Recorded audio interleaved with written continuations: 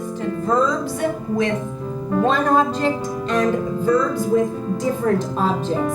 And then here they're practicing the dialogue with it. And Harbhajan and Nadal today are police officers. Okay, Nadal and Harbhajan, you can begin. Harbhajan, do you work? Yes, I am a police officer. What do you do? I arrest the thieves. For Canada's newest arrivals, there are many issues to resolve: language, schooling, housing, employment. There can be culture shock and the residue of traumatic experience, whatever it was that forced them to leave behind familiar circumstances and flee to Canada. And take the thieves to court. Excellent. For the people who are trying to give the newcomers a hand, there is also much to learn, especially in the area of cultural sensitivity. Everything you do with regard to new immigrant groups should be culturally sensitive. And so that's another sort of educational plan for you in your community. You should go out and ask to be invited into the new groups and understand their faiths, understand their needs, understand their conflicts, and then understand what they need, and not be afraid to ask, well, what is it you need? And you'd be quite surprised that what they need and what you think they need are two very different things. One of the problems that I deal with daily is this overlapping notion that immigrants are refugees and refugees are immigrants, and that there are no differences. There are vast differences, and people should start understanding them by that way. One is by choice and one is not by choice.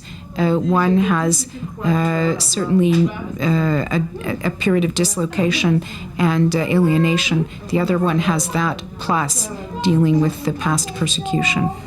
I'm so happy to see how I've changed. Can you imagine when I came here I was completely down, crying every day because of my children. I couldn't believe that I would have them till the day the immigration phoned me and told me the children were at the airport, and I said to the lady, please, don't say that, don't joke. And I started to cry. What I can say is just that God worked in my life in miraculous ways. I want to bring this up because I think it does have a bearing on what I perceive to be the central theme of this group, which is that how do we work towards a position on refugee issues that is a position of responsibility? It's an absolute pleasure to be in a group where people use words like responsibility and complicity, and they talk about ethics and values, because I think we need to talk about that instead of words like, even words like compassion and care, because those are words that encourage us to think that we are better than we really are and that we're not implicated at all in what is happening.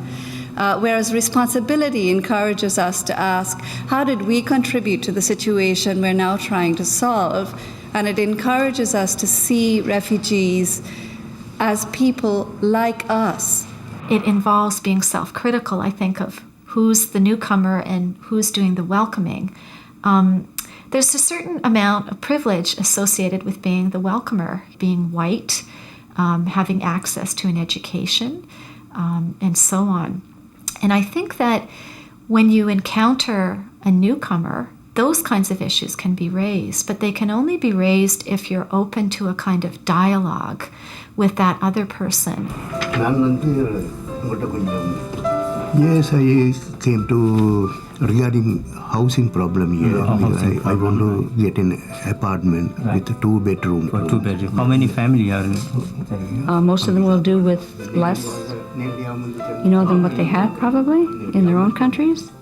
But they're happy with that, and their hope is there that they will, have a new life, a better life, and particularly for children, that the parents, they know that they may never be the doctor or the lawyer that they were in their own country, but they see hope for their children.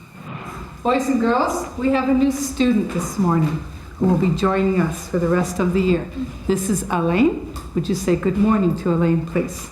Good morning, Elaine. All right, Elaine is from Burundi, and so we're going to put him with Elvis, between Elvis and Lynn this morning, so that he has someone who can help him with his English. So Elvis, if you... The biggest problem that the refugees or immigrants are facing or face in Canada is who I am, to whom or to where I belong.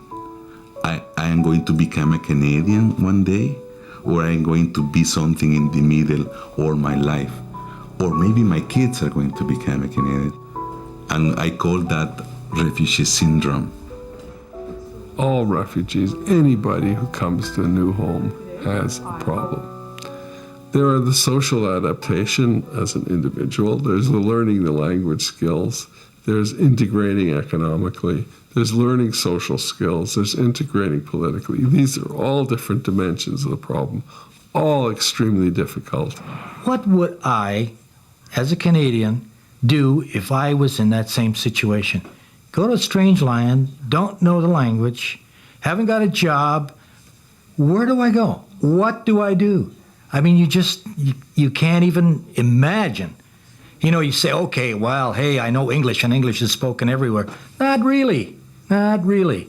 I mean, if there was only a few countries in the world that you could go to, and they had no idea of the commonness of the English language as it is today, and you went in there and you had to learn, it would be tough. It would be really, really tough. So how can I help you today?